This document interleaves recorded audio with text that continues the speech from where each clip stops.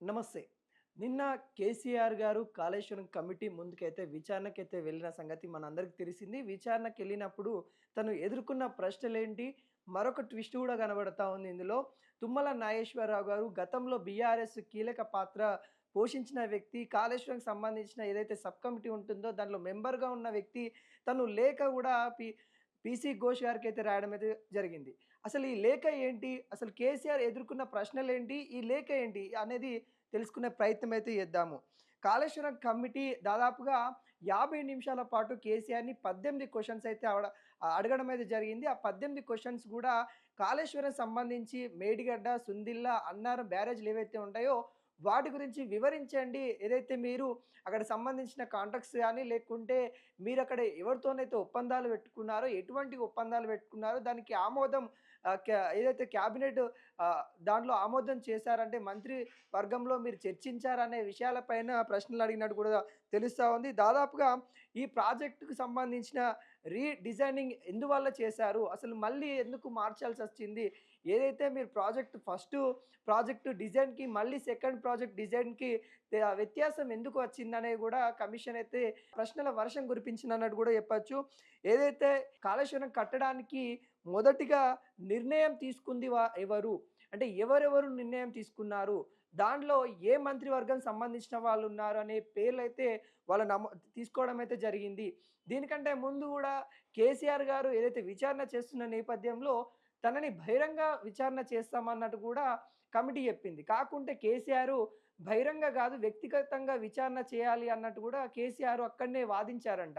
అంటే ఈ ఇంతమందిలో తను నేను చెప్పగలుగుతా కానీ నేనింత ఫేస్ చేయలేను. నాకు వ్యక్తిగతంగానే విచారణ చేపట్టాలి అని చెప్పడం ద్వారా అక్కడ సీసీ కెమెరా ఏర్పాటు చేసేసి, ఆ సీసీ కెమెరా ముందు మరి కేసీఆర్‌నైతే విచారణ చేశారన్నట్టు కూడా మనకు తెలుస్తా ఉంది. ఈ ఏదైతే బ్యారేజీకి సంబంధించి నిర్మాణాలు ఏవైతే ఉందో వీటికి క్యాబినెట్ ఆమోదం ఉందా? లేదా?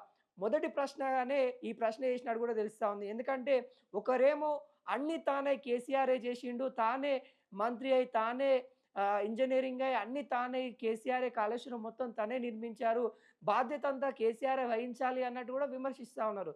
వీటికి సమాధానం రాబట్టే తరుణంలో కేసీఆర్‌కైతే మరి క్యాబినెట్‌కి సంబంధించిన ఆమోదం ఉందా? లేదా? అనే ప్రశ్నల వర్షం కురిసినట్టు కూడా తెలుస్తా ఉంది. మీరు నీటి లభ్యత కోసమేనా ఈ ప్రాజెక్ట్‌ని కట్టడాలనుకున్నారు? లేకుంటే ఏదైనా దురుద్దేశం ఉందా? అని కూడా అడగడం అయితే జరిగింది. అంటే కమిషన్‌ల కోసమా? లేకుంటే నీటి కోసమా? అన్నట్టు కూడా మనం డైరెక్ట్‌గా చెప్పుకోవచ్చన్నమాట. అంటే ఈ క్వెషన్ ద్వారా మనకేం తెలుస్తుందంటే మీరు కమిషన్స్ కోసం కట్టారా? లేకుంటే నీటి కోసం కట్టారా? ప్రజల కోసం కట్టారా? అని కూడా ప్రశ్నించారంట. దానికి సమాధానం ప్రజల కోసమే ఖచ్చితంగా 1,00,000 ఎకరాలకి నీళ్లు అందించాలన్న నేపథ్యం కోసమే మరి మేము కట్టామన్నట్టు కూడా కేసీఆర్ చెప్పినట్టు కూడా తెలుస్తా ఉంది. అదేవిధంగా కాళేశ్వరం ప్రాజెక్ట్‌కి సంబంధించి ఆర్థిక నిర్ణయాలు ఎవరు తీసుకున్నారు? ఈ నిధులు కేటాయింపుకు సంబంధించిన వాటికి స్పష్టత ఇవ్వండి అని కూడా అడిగాడంట. అంటే వీటికి సంబంధించిన అంచనా వ్యయమేమో దాదాపుగా 80,500,00,00,000 అంచనా వ్యయం చేసుకున్నారు. తర్వాత 1,00,00,000,00,000 దాకా పోయింది. అంటే ఎందుకు ఈ ఆర్థిక సంబంధించిన వివరాలంతా ఎవరు చూసుకున్నారు? ఈ ఏదైతే మనీ ఏదైతే అక్కడ ఆర్థిక సంబంధించిన లావాదేవీలు ఏవైతే ఉన్నాయో వాటి ట్రాన్సాక్షన్స్ గురించి ఎవరికి తెలుసు? ఇయన్నీ నిర్ణయాలు ఎవరు తీసుకున్నారనేది గూడా ప్రశ్నల వర్షం గూడా వేసినట్టు గూడా తెలుస్తా ఉంది. నాణ్యత గురించి అంటే ఒక ప్రాజెక్ట్ కడుతున్నామంటే అక్కడ ల్యాండ్ గాని, ఏదైతే అక్కడ ఉన్న ఇసుక గాని, అక్కడున్న ప్రతి ఒక్కటి గూడా నాణ్యత చెక్ జేయాలి. మరి మీరు చెక్ జేసిర్రా లేదా? నాణ్యత నియంత్రణకు సంబంధించిన కమిటీ నుండి మీరు ఎటువంటి పర్మిషన్ తీసుకున్నారు? మనం ప్రాజెక్ట్ మొత్తం కుంగిపోవడానికి కారణం ఇసుక అని చెప్పుకుంటా ఉన్నాము. కానీ అక్కడ ఇసుక మీద బ్యారేజ్ కట్టడానికి గల కారణాలేంటి అని గూడా ప్రశ్నల వర్షం కురిపించారు. అక్కడ ఈ ఇసుక అంతగనం ఉన్నందుకు మీరు ప్రాజెక్టు అక్కడెందుకు నిర్మించారనేది గూడా కేసీఆర్‌ని ప్రశ్నలు అందించడం అయితే జరిగింది. కానీ మేడిగడ్డకు ఏదైతే సుందిళ్ళ నుండి మేడిగడ్డకైతే కాళేశ్వరం ప్రాజెక్టు షిఫ్ట్ చేసే ప్రాసెస్‌లో అక్కడ వాటర్ ఎక్కువ లేవు కాబట్టి మేడిగడ్డకు తీసుకొనొస్తే అత్యధికంగా స్టోరేజ్ జేసుకోవచ్చు వాటరు. అత్యధికంగా ప్రజలకి అందించొచ్చని కేసీఆర్ చెప్పిన పరిస్థితి కనబడుతుంది. అంటే నీటి లభ్యత కోసము, ఎక్కువ నీటి కోసమే మేము మార్చాల్సొచ్చింది, రీడిజైన్ చేయాల్సొచ్చిందన్నట్టు గూడా కేసీఆర్ సమాధానం ఇవ్వడం అయితే జరిగింది. అదేవిధంగా ఆపరేషన్ అండ్ మెయింటెనెన్స్ గురించి గూడా అడిగారన్నమాట.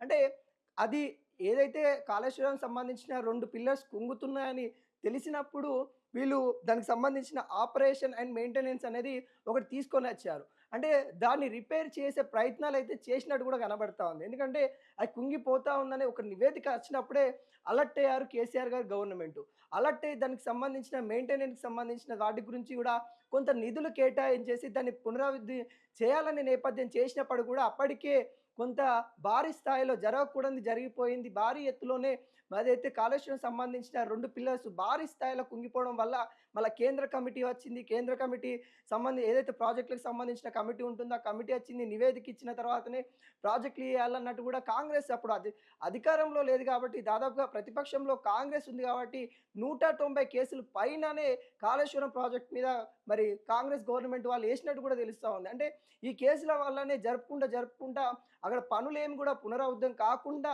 అయినాయి అన్నట్టు కూడా క్లియర్ కట్‌గా మనకు తెలుస్తున్న పరిస్థితి అయితే కనబడతా ఉంది. కాళేశ్వరం ప్రాజెక్టు నిర్మాణంకి సంబంధించి ఈ అన్ని లోపాలు ఏవైతే ఉంటాయో వీటన్నిటి గురించి కూడా 50 నిమిషాల పాటు ఓపికగా తన ఆరోగ్యం బాలేకున్నా గానీ మాజీ ముఖ్యమంత్రి చంద్రశేఖరరావు గారైతే మరి హాజరై తన సమాధానం ఇచ్చారు. సరే ఇదంతా ఒకవైపు ఉంటే మరొక వైపు ఏదైతే తుమ్మల నాగేశ్వరరావు గారి లేఖ ఇప్పుడు మరో ట్విస్ట్ అని కూడా చెప్పుకోవచ్చు. తుమ్మల నాగేశ్వరరావు అప్పుడు బీఆర్ఎస్‌లోనే ఉండేది. కీలక పాత్ర పోషించేది. తనను కాదని ఏ పని కూడా కేసీఆర్ చేయకపోతుండే. అలాంటి వ్యక్తికి గుర్తింపు లేదని ఏదైతే కాంగ్రెస్ పార్టీలోకి వచ్చారు, కాంగ్రెస్ పార్టీలో గెలుపొందారు. మళ్ళీ ఇప్పుడు వ్యవసాయ శాఖ మినిస్టర్‌గా కూడా తనైతే ఉన్నాడు. సో, తుమ్మల నాగేశ్వరరావు ఇప్పుడు మినిస్టర్ కూడా కొనసాగుతా ఉన్నారు. ఈ సమయంలో మొన్న ఏదైతే ఈటల రాజేందర్ గారు విచారణకు ఎళ్ళొచ్చిన తర్వాత తుమ్మల నాగేశ్వరరావు గారి పేరు తీశారు. సబ్ కమిటీలో మరి ఇప్పుడు అధికారంలో ఉన్న పార్టీ మంత్రివర్యులు తుమ్మల నాగేశ్వరరావు గారు కూడా ఉన్నారు అని ఈటల రాజేందర్ గారు తన పేరు తీశారు.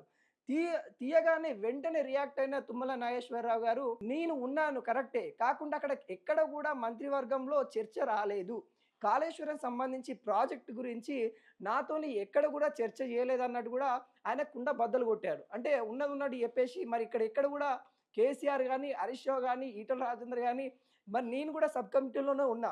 మెంబర్‌గా ఉన్నప్పటికి కూడా మరి నాతోని ఎటువంటి కూడా డిస్కషన్ చేయలేదన్నట్టు కూడా తుమ్మల నాగేశ్వరరావు గారైతే చెప్పిన పరిస్థితి కనబడతా ఉంది. అంటే ఇప్పటికి కూడా ఏదైతే కమిషన్ పీసీ ఘోష్ గారికైతే లేఖ కూడా రాశారంట. నిజాలన్నీ బయట ఖచ్చితంగా తీయాలి. మీరు మీ వల్ల అవుతుంది. నేను మీకు సహకరిస్తాను. ఇప్పుడు నేను అధికారంలో ఉన్నప్పుడు కూడా గతంలో ఏం జరిగిందో చెప్తాను. ఈటల రాజేందర్ గారు కూడా మాట మార్చారు. తను కూడా మరి ఏదైతే మంత్రివర్గంలో మరి ఆమోదం పొందిన తర్వాతనే పనులు చేస్తామని తను కూడా చెప్తా ఉన్నారు. ఇటు కేసీఆర్ అదే మాట చెప్తా ఉన్నారు. హరీష్ రావు అదే మాట చెప్తా ఉన్నారు. కానీ తుమ్మల నాగేశ్వరరావు గారు ఒక్కరే మరి కాదు అక్కడ ఏం జరగలేదు. మొత్తం కేసీఆర్ అన్నీ తానే చేసిండు అన్నట్టుగా చెప్తున్న పరిస్థితి అయితే కనబడతా ఉంది. ఈ నేపథ్యంలో మరి పీసీ ఘోష్ గారు అయితే ఎవరైతే కమిషన్ ఉన్నారో మరి వాళ్ళు మరి తుమ్మల నాగేశ్వరరావు గారిని కూడా విచారణకు పిలుస్తారా? తను ముందే చెప్తా ఉన్నారు. ఒకవేళ విచారణకి పిలవకున్నా గానీ నేనొచ్చి మీకు సమాచారం ఇస్తాను. ఖచ్చితంగా నన్ను కూడా వీలైతే పిలవండి అని కూడా చెప్తా ఉన్నారు. సో, తుమ్మల నాగేశ్వర్ గారైతే తను చెప్పకనే చెప్తున్న పరిస్థితి అయితే కనబడతా ఉంది. మొత్తానికైతే ఇదొక మరో ట్విస్ట్ అని చెప్పుకోవచ్చు. మొన్నటిదాకా ముగిసిందని చెప్పుకున్నాం. అంటే కేసీఆర్ గారు వస్తే దాదాపుగా అయిపోతుంది. కేసీఆర్ విచారణకొస్తే ఇంతటితోని కాళేశ్వరం సంబంధించిన విచారణ పూర్తి స్థాయిలో అయిపోతుంది. దాదాపుగా 115 మందిని విచారణ చేశారు. ఈ 115 మంది విచారణ తర్వాత ఏదైనా ఫైనల్ రిజల్ట్ రాబోతా ఉంది. అంటే ఫైనల్‌గా ఆ కమిషన్ అనేది ఏదో ఒక నివేదిక ఇవ్వబోతున్న సమయంలో మళ్ళీ తుమ్మల నాగేశ్వరరావు గారి లేఖ అనేది కూడా సంచలనంగా మారిపోతా ఉంది. మరి తను ఎటువంటి సమాధానం ఇవ్వబోతా ఉన్నారు? ఒకవేళ కమిషన్ మరి తుమ్మల నాగేశ్వరరావు గారిని కూడా పిలుస్తుందా అనేది కూడా కొంత ఉత్కంఠ పరిస్థితి నెలకొంది. ఒకవేళ పిలిస్తే గనుక మరి ఆయన చెప్పబోయే సమాధానాలు ఏ విధంగా ఉండబోతా ఉన్నాయి?